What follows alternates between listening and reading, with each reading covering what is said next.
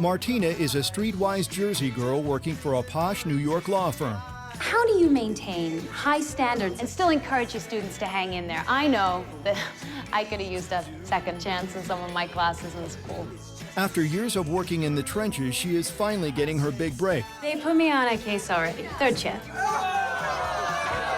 Martina must compete with her more polished colleagues while trying to survive her family's meddling in Made in Jersey. Hi, welcome to Just Seen It. I'm Teresa. I'm Salim. I'm Leah, and we're going to discuss the new CBS drama, Made in Jersey. We've all just seen it. Teresa, you got a smile on your face. I know you want to talk about the show.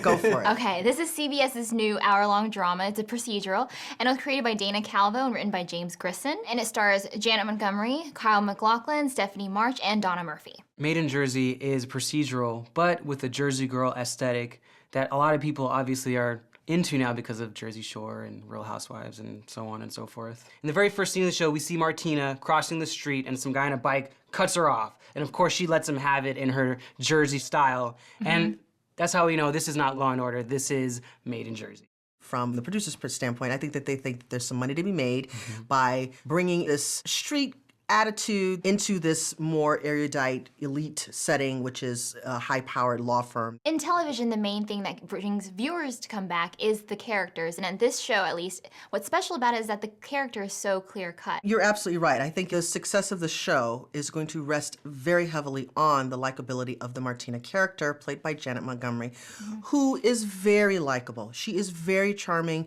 You root for her. We are on board with her pretty much from the very beginning of the show, which is, I don't think that's very easy to do in terms of main characters. Right. Now, I actually felt the same way about watching something like Newsroom. You have these characters, these female characters who are supposed to be smart and powerful, but yet they go to being very stereotypical. For example, the way that she gets her big break is because she recognizes that she has somebody using pliers is not using them as a weapon, but to be able to get her jeans on.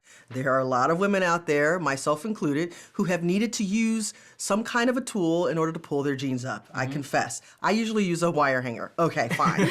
But is that the unique quality that we're saying is needed to be able to solve these kinds of situations for her clients? But the procedural part of the show isn't what's important about it. But it is a procedural. How can you not let the procedural aspects of it be important? It's like Legally Blonde. Legally Blonde, the legal part of that show. This is nothing like Legally Blonde. Legally Blonde was satirical, it had wit, and it had charm. This show's got charm. Think about how she even solved the crime with her hair products or whatever. That's exactly what happened in Legally Blonde. That's what Legally Blonde. Maybe that's the problem of and this does that show. speak to the originality of this show? Legally Blonde, it's real clear that Elle is not that smart. This chick is supposed to be and really I smart. think She's gone to Harvard. I have not, like I said, I haven't seen Legally Blonde, but She got into Harvard with a sex tape. It's a comedy though, right? So it's played for jokes. It's played for that on purpose, whereas this is supposed to be a serious procedural, with a serious character that I don't think we're supposed to be laughing at. No. The pilot was written by James Grissom, who actually has a soap opera background, and he also wrote for Law & Order Trial by Jury, so it seemed as if he brought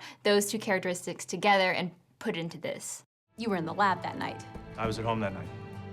Your Honor, I'd like to admit into evidence 2 voicemails Professor Teresa left the night Michael Robinson was murdered. Objection. Relevance. Your Honor, the voicemails prove Professor Teresa gave full statements to NYPD. He wasn't at home that night. Let's talk about the acting a little bit. We obviously like Janet Montgomery a lot. She's the strength of this show. Absolutely. If they had cast someone else, the show would have just bombed. Because agree. you're right, the procedural part was pretty bad. I thought the pacing was very quick, very rapid fire. It really didn't even give you a chance to breathe. It just kept going. As soon as she found out something, went straight to the next scene. And that hid the problems with the procedural part, which I think worked for this show because it just went through very quickly, and you got to know the character more than the actual case, which is what needed to be done. Which story. was the intent, I believe. It looked a lot to me like the ABC nighttime soaps, like the Private Practices and those kind of shows. And those shows have a similar problem that this one has, is that when it comes to the actual, the medical part of their shows versus the legal part of the shows, it doesn't make any sense. But the main reason people focus on it is the character. The characters. The thing that I really enjoyed about the first episode is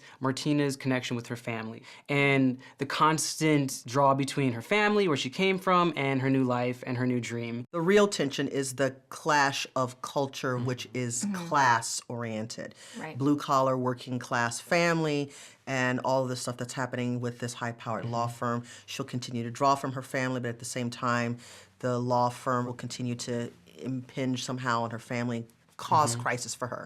This is a by-the-book procedural capitalizing on the Jersey Shore trend. Stream it.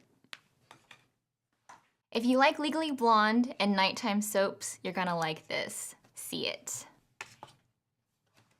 I know I've been kind of rough on this show, and it's clearly not my aesthetic.